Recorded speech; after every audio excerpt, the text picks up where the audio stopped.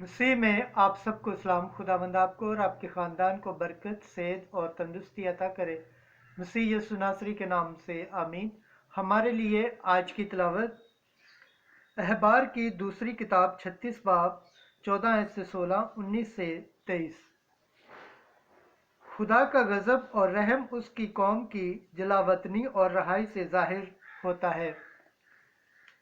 खुदा बाप, बेटे और रूह कुद्दुस के नाम से आमीन।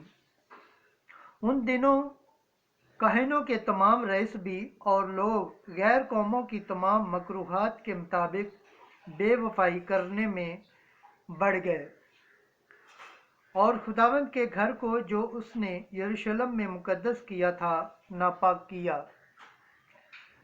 तो खुदावंद ने उनके बाप दादा का खुदा है अपने पैगंबरों की जुबान से भेजता रहा, सुबह सवेरे ही भेजा, क्योंकि वो अपनी कौम पर और अपने मस्कन पर मेहरबान था।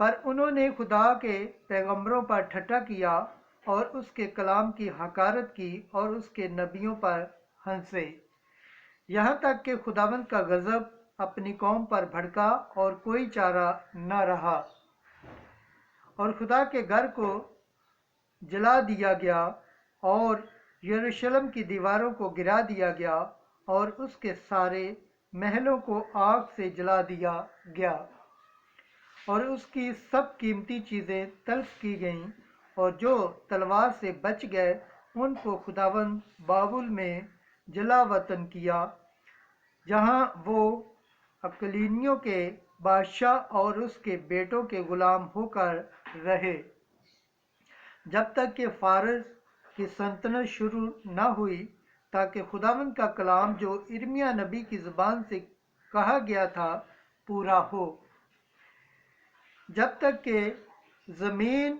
अपनी बस्तियों को पूरा न करे, क्योंकि वीरानी के तमाम दिनों में उसने सब्बत बनाया, जब तक कि 70 बरस पूरे न हुए। मगर शाफोर्स कुरश के पहले साल में खुदावंद की रूह ने उसके दिल को उबारा और उसने अपनी तमाम ममलकत में मनादी करवाई और तहरीर करके यूँ कहा कि शाह फारिस कुरश यूँ फरमाता है कि खुदावंद आसमान के खुदा ने ज़मीन के तमाम ममालिक मुझे अता किए हैं और मुझे हुक्म दिया है कि मैं उसके लिए एक घर बनाऊं,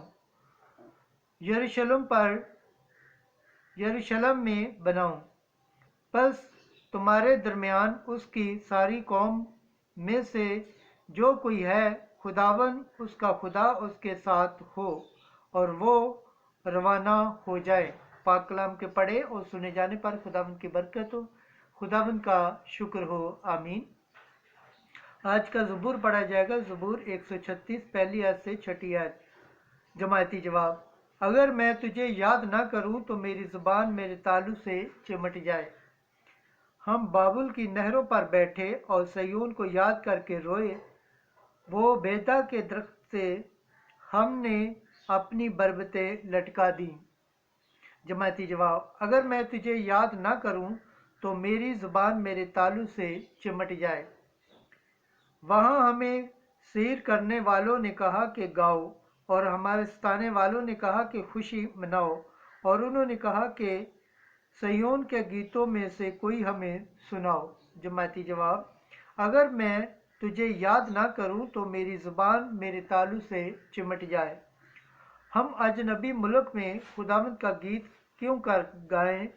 ऐ यरूशलेम, अगर मैं तुझे फरामोश कर दूं तो मेरा दाहिना हाथ भी फरामोश कर दिया जाए।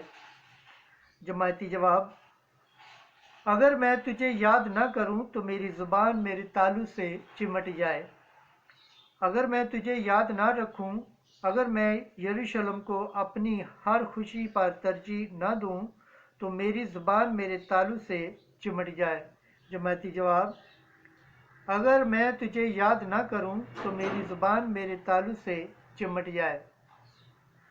دوسری تلاوت مقدس پالوس رسول کا خط افسیوں کے نام، دوسرا باب 14 سے 10 آیت۔ تم گناہوں کے سبب سے مردہ تھے، فضل کے سبب سے بچائے گئے ہو۔ اے بھائیو، خدا نے جو رحم میں دولت مند ہے، اپنی نہایت بڑی محبت سے جس سے اس نے ہم کو پیار کیا ہے، ہم کو جو گناہوں کے سبب سے مردہ تھے مسیح میں اس کے ساتھ زندہ کیا، جس کے فضل سے تم کو نجات ملی ہے۔